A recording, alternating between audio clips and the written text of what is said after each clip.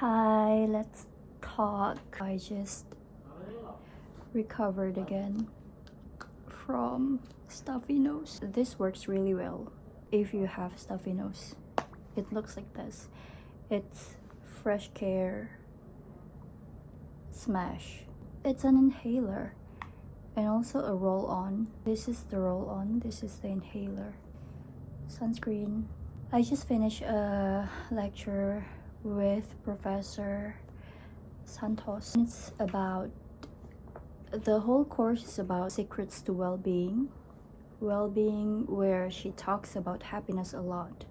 And this specific lecture was about the misconceptions of happiness. And I really like the way she focuses on savoring and how we should take time to savor. Because I feel like we forgot to just take a step back from whatever we have going on and just try to soak in the moment instead of having to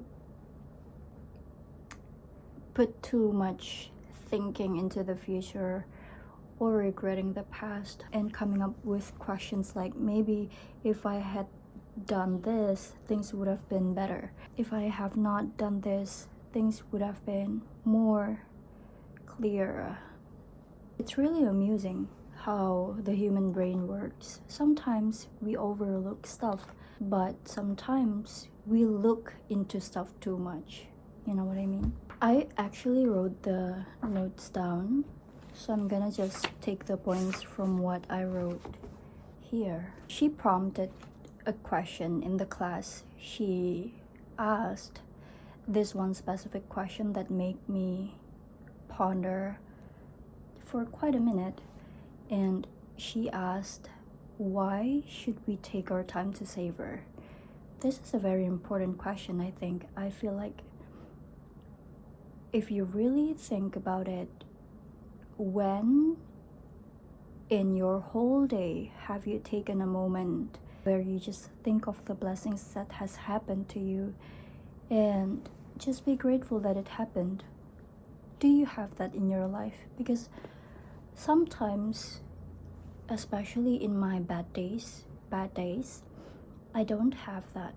Not that I don't have the time, but I don't have the prompt to even think about that in the first place. It's not automatic in my mind. I need to manually prompt myself to think and recall those stuff, and then I will jot it down in my journal. So she said that savoring can thwart hedonic adaptation. I talked about this in my previous video, but just a quick recall. Hedonic adaptation is about wanting the good things in your life to last longer. Like, you are taking steps to prevent yourself from adapting to those good things just so it would last longer. And she said in the class that it is scientifically proven that when you take your time to savor, it actually makes them last so much longer. The good things, the so-called happiness, if that's what you want to call it. Savoring can also helps you to thwart mind wandering, especially if you're an overthinker like myself. I worry about the future a lot. I have so many concerns that sometimes I couldn't even control, but I cannot resist to think about it.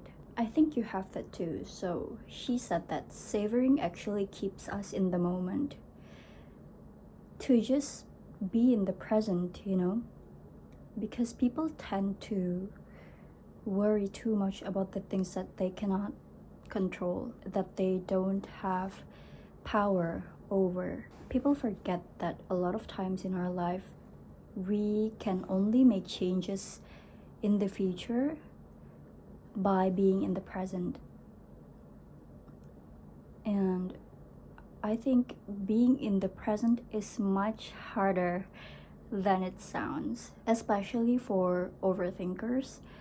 But if you just take your time to maybe think about everything that has happened to you and how you would want to appreciate what currently is happening to you in the moment, you should be good. You should live in the moment, like where you are currently at. Stop worrying about how you don't fit the standard, about how you just don't have whatever everyone is having. You're not behind, you're just different. And people need to understand that we are not meant to be here to be standardized. We are meant to be here to offer something different to the world, something that others don't have. Only you have your own qualities. You're not meant to follow other people's. If you put them as role models, as standards, that's fine to me.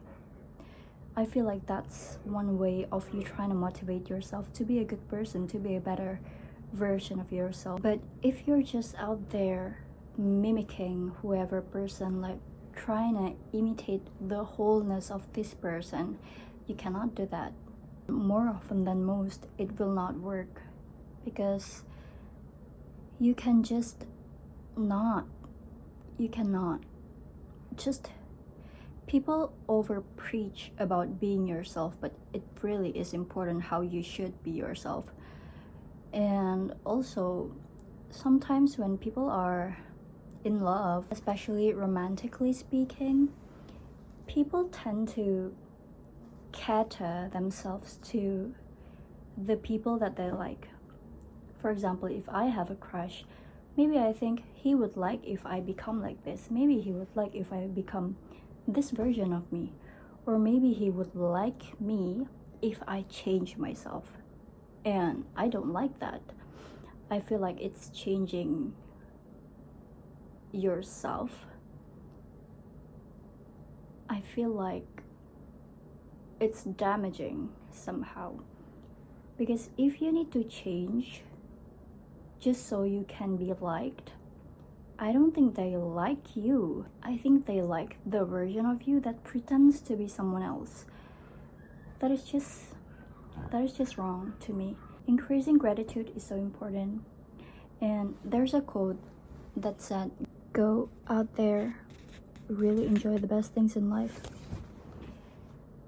I love being adventurous. I love stuff that makes me open my mind to perspectives that I'm not used to before.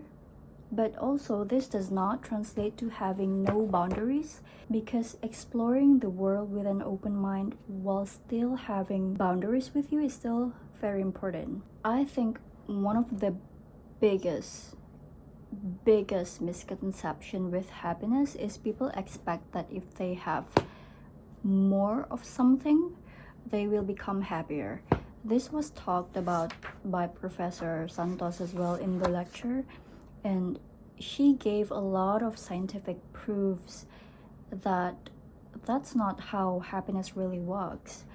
Because especially when it comes to high income, maybe high salary, people expect that when they have higher income or higher salary, they would basically feel better.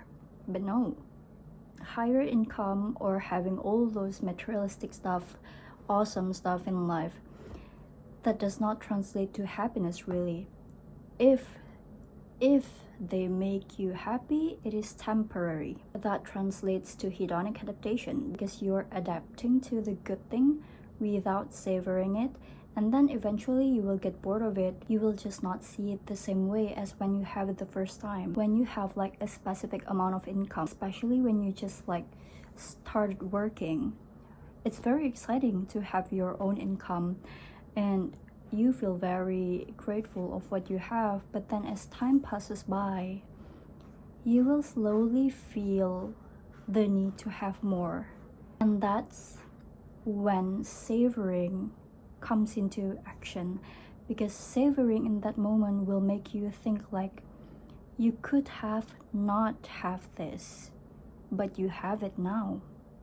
It's like a reminder to yourself that what you have doesn't give you actual happiness. How you see it, how you feel about it, how you take it in by not comparing, that is actual happiness. You have to feel enough with what you have. When you savor things, you have to feel enough.